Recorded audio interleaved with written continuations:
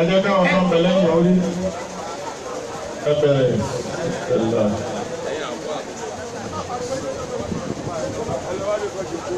lẹ́yìn kíkí àwọn àlùfáà àwọn imam wọ́n kí gbogbo àwọn tí wọ́n jẹ́ mẹ́yànmẹ́yàn tí wọ́n wà ní ìkàlẹ̀ àtọkùnrin wa àtobìnrin wa tó àwọn ìyá wa Asalatu ní pípé iṣẹ́ takuntakun tí wọ́n ń ṣe yìí Ọlọ́run kí ó gbà lẹ́sìn. Àmín. Wọ́n padà bọ́ ń bẹ̀ mo tán á fìyàn náà kí àwọn dúdú mi ká ní ọ̀tọ̀ wa. Àmín.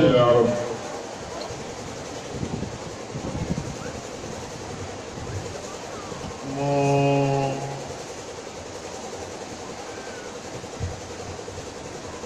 fẹ́ mú láti bí ọ̀rọ̀ tí àfá Abdulrahman tó sọ. Ibi tí mo wá kẹwọn. Àmín. Wọ́n ti lọ bí kan, èmi náà mọ̀ lọ. Bí ó sálọ aṣọ èmi náà bá lọ. Èmi náà mọ̀ lọ. Bí àfá wa rí ibi bá lọ. Èmi náà mọ̀ lọ. Torí pé iṣẹ́ kan ṣo yìí, òun náà ni. Iṣẹ́ kẹrẹ̀dọ́wà ni bá ti yọ, tó bá ti kúrò sí, tó bá ti lọ bí kan. Èmi lérò pé kò tún ṣe dandan wípé àfi tí èmi náà bá tún débẹ̀.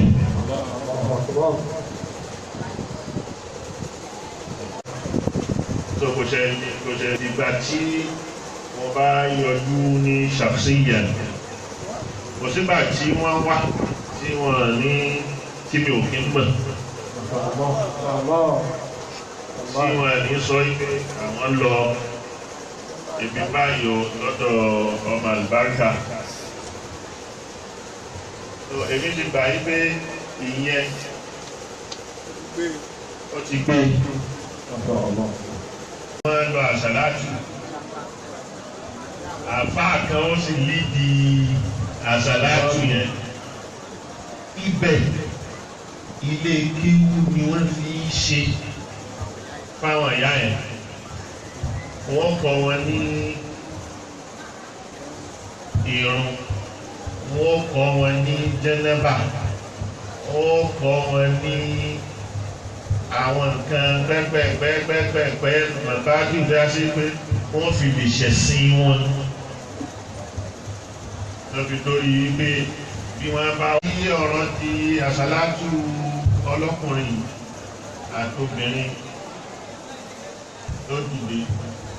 Tó sì jẹ́ péjọ Sunday ni wọ́n fi sí àrí pé èyí ò ní náà táwọn nẹ́sípàtì gbogbo kálukú wọn tí wọ́n dálẹ̀ wọ́n fi dí àwọn ọmọ mùsùlùmí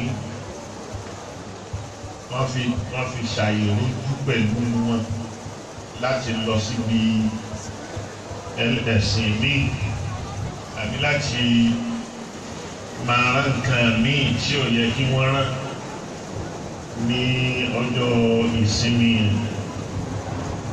Alhamdulillah. Káàkà á lọ wá gàdá jẹ, á lọ wá kò jẹ́ kẹ́lòmíì fọkàn sí kéwù ni. Nígbà ẹ̀kọ́ ní sí ìtànfẹ́ lára àwọn àgbàlagbà yìí ẹja kó àwọn ọmọ kékeré jọ. Ni wọ́n fi dá markaz kalẹ̀. Irú ẹ̀ náà lè tó náà dá. Yóò bá àsìkò olú ẹ̀ ẹni tó ní ẹni tó dálẹ̀ àwọn àfáà tó fi síbẹ̀ tó bá fẹ́ kọ́ wọn lẹ́kọ̀ọ́ lóòótọ́. Yóò gba ọ̀pọ̀lọpọ̀ náà àsìkò ẹ̀. Yóò sì gba ọ̀pọ̀lọpọ̀ wàhálà.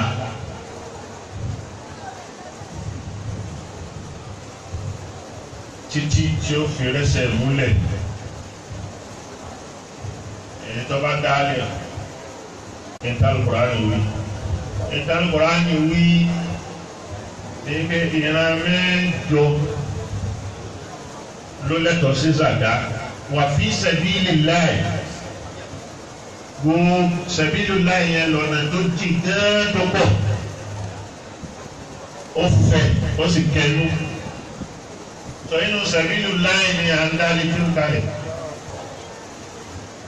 Mọ́ṣáláṣí bẹ́ẹ̀ ni dọ́kẹ́ à ń bá kọ́ mọ́ṣáláṣí. Iṣẹ́ tí gbóyàn tí sì tí gba àsìkò tí gba wàhálà tó pọ̀ òun. Gbogbo àwọn tí wọ́n wá dúró ti àbá yìí lórí ọ̀rọ̀ lékéwù lórí àtàwọn míì tí wọ́n ń dá sí. Ẹni gbogbo èyí tó ṣe wọ́n ń dáwó àdúrà owó kiri èmi kan wò wọ́n ní tó ti bá kó máa dábẹ́ ní pé mò ń yìn àti mọ́ṣáláṣí àti gbogbo ẹ̀ nǹkan mi wà lábẹ́.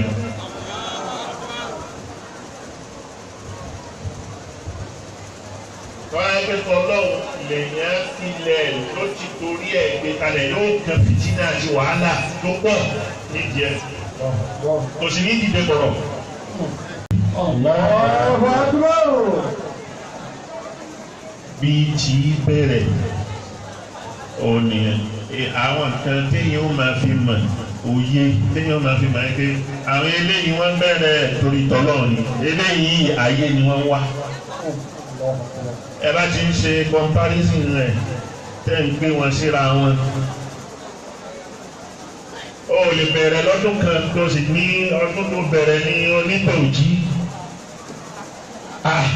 Ló lè di owó. Àzìkí ni máa di owó. Wà mí máa rán Sàdáhùn yóò fi kú rẹ̀ ń ta fún wọn láàzìkí ni wọ́n ń ná. Ẹlòmíì ọ̀rọ̀ yìí ló lè sọ àzìkí tiẹ̀ nù. Ọ̀rọ̀ lẹ́lòmíì lè sọ ọ̀rọ̀ lọ fún ẹlòmíì. Àzìkí tiẹ̀ nù ni. Bọ́lá sọ sọ́nà dáadáa tí lọ síwájú fi ń bá ṣe Ọlọ́run. Àzìkí tiẹ̀ ní mẹ́nu ni. Àzìkí ni ó lè sọ ọ́ dowó. Ó tún wá lè sọ ọ̀rọ̀ ni, ó tún lè sọ ọ́ dowó. Òun lẹni tó ń ṣiṣẹ́ títà. Òun ni títà. Àròyé ni ó máa ṣe. Àròyé ni wọ́n máa ṣe. Òun lẹni tó ń ṣe. Aláyé Al-Qur'an.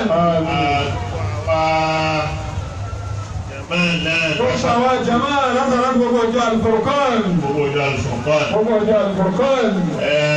Àsàlátù ní ìsìn gbogbo kan ní alásàlátù ń ṣe. Gbogbo kan alásàlátù ń ṣe nísìn. Ìjẹ́ ìjọ Asalatu Furqan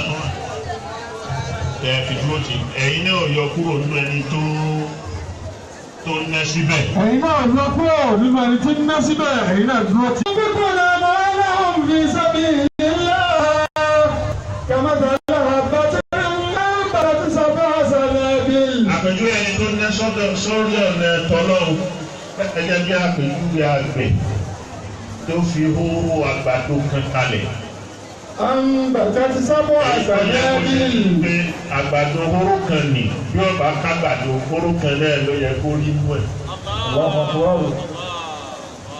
Àmọ́ yóò wá ní ṣírí ibi tá a ti mú Ọlọ́run ní jẹ́ àmàlà bẹ̀. Àmín. Àpò wa ọwọ́ ní kásálẹ̀ àpò. Àmín. Ọ̀kan tó ná kò ní táwọ́ ná. Àmín. Ọlọ́run lọ́ba tí ẹ bá ṣòwò tí kì í ṣọ́ọ̀tì.